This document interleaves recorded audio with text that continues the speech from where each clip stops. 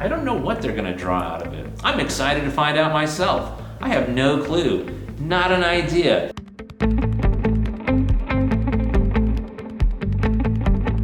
So when I was younger, I spent most of my days, like a lot of kids, in class, just drawing, not paying attention to subject matters at hand, but just trying to explore what interests me more.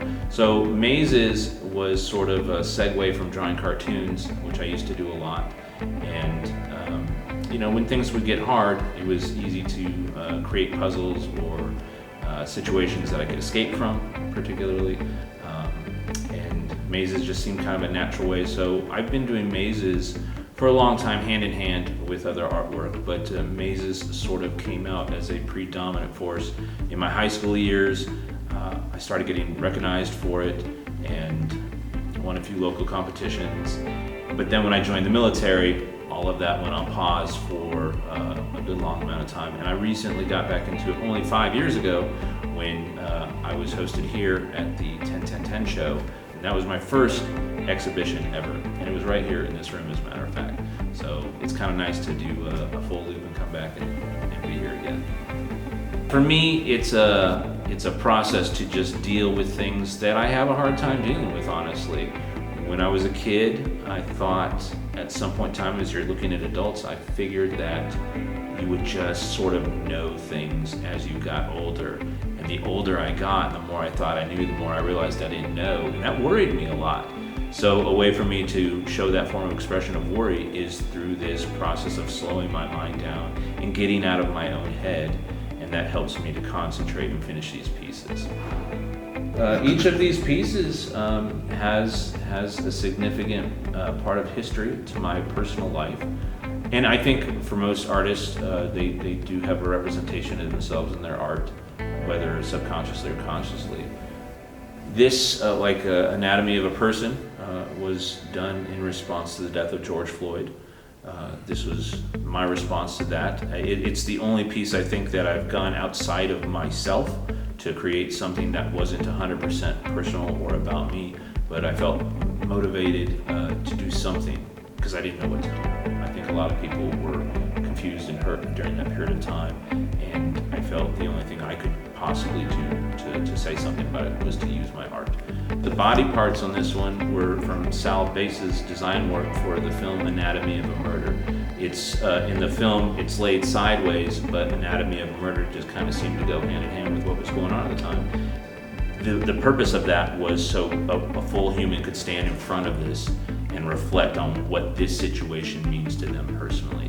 What do they see in that situation? Do they see themselves in that situation? How do they feel? And it's nothing for me to say, but it's definitely for me something to present to somebody else and say, what do you think about it? And here's what I can add into the background of it. And of course, everything, like everything else though, it's also a fully solvable maze.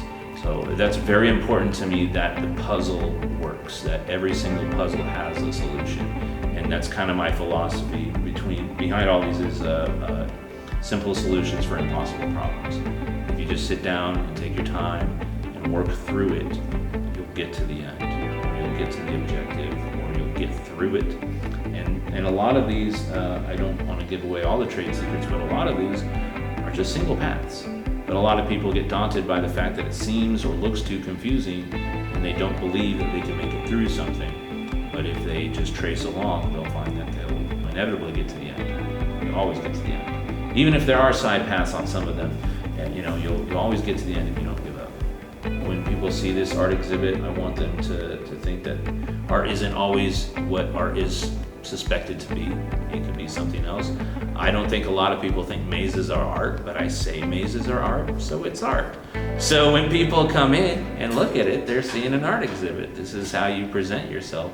And I think if you're your authentic self, whatever it is that you create, as long as you're creative and thoughtful and have a lot of passion behind what you're doing, then it's art. And when they come and see this, they're going to hopefully draw something. I don't know what they're going to draw out of it. I'm excited to find out myself.